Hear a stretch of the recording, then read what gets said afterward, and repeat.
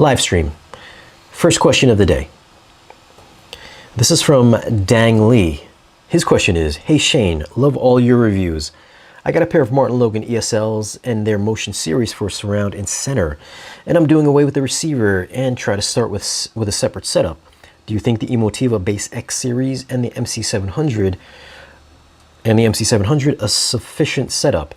I've been using the outdated Pioneer Elite SC71 to drive these speakers, and I feel that I am missing out on their potential. Thanks for your help.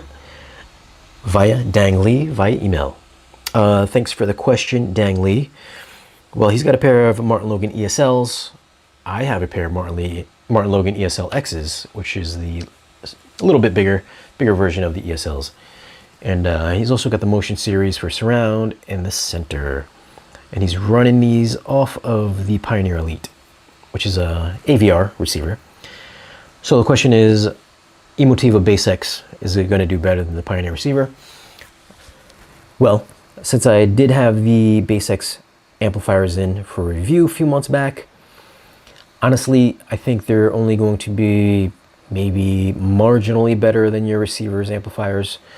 I feel like the BasX line is just kind of like having a receiver, just taking the amps out of a receiver and putting them into a separate amplifier. I don't feel like there's fantastic gains to be going to the BasX line. I could see if you're using a BasX amplifier to maybe power some Atmos speakers, that would make more sense to me. But unless you have a really kind of low-end receiver, then sure, the BasX would be fine. But I think the SC71 is kind of a decent mid-ranger, if I remember correctly. So I don't think there'd be much gains, if you're going to do the BasX.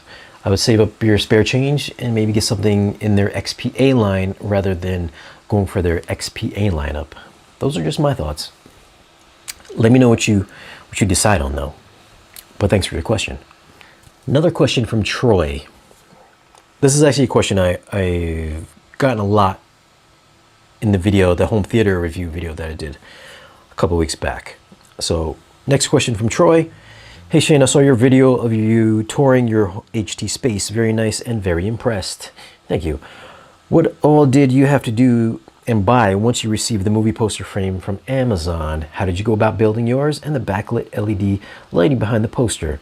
I too want to do the same thing with a very special movie poster I acquired from the mall back in 1997. A movie called Titanic came out that year, and my local mall had this magnificent giant 36x48 double-sided movie poster of Titanic. Titanic back in 1997? I don't think I've ever seen it. I've had it rolled up ever since in my closet, hoping one day to display in some kind of backlit movie poster box. What all would I need to buy in addition to the movie poster frame? Could you give us a link for it? In my case, I have a 36x48 size poster. Thanks for any list of items I would need and instructions. Regards, Troy. So I believe Troy has hit me up on Instagram and Twitter and Facebook and also email. And I haven't gotten to your question because I think it would just be a really long email, so I figured I would just answer it here on the live stream, Troy. So anyways, you would have to pick up the poster frame, which is bam, right over there to the side, which I think was something like $70 on Amazon. The actual size is something like 27x40, which I think is the standard movie theater size frame for double-sided. I could be wrong in that. Anyways, you pick up the frame and you pick up some, I think it's 4x1 poplar, which is at Home Depot. So it's like 4 inches deep. It's like 1 inch thick, 4 inches deep, 1 inch thick. And then you're gonna have to get, I think it's gonna take you about 2 pieces. All you have to do is measure out the poster frame itself, cut it, basically build a frame with the wood. That's all you do, and you just take the frame, you drop it on top of, you just take the wood that you just built, you build your wooden frame, you drop your poster frame on top of it, and just screw it down onto that wooden frame that you just made. And then for LED backlighting, what I did, there's many different ways you can light it, but all I did was take like maybe, I think a few ropes of LED lighting, those cheap ropes that you can buy at Home Depot. I think it was like 24 feet of like rope lighting, like the clear one. All I did was just kind of like line that up inside the frame, and voila, that's it. That's all I did. I think I did put a backing. I put a backing on the back of the frame as well, just so I can. I think I just taped.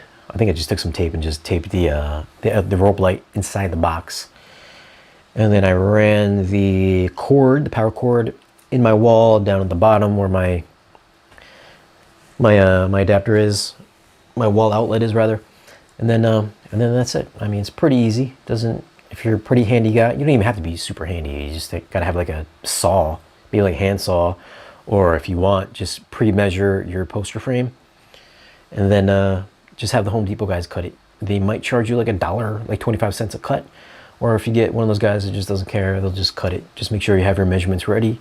Go home, screw it together, and you're done. So get the poster frame, get your 1x4 wood. I believe it's called poplar. It's cheap. It's like $10 for like a 6-foot piece or 8-foot piece or something like that. And that's all you need to do. It's pretty simple. Or if you want, you can buy pre-made poster frames for like $1,000, or you can just make your own for maybe like $100 all in. You need some screws, a screwdriver, wood, poster frame, done. LED lights, you're done. So thanks for the question, Troy. Sorry I haven't emailed you back, but I was saving it for the live stream. So thanks for the question.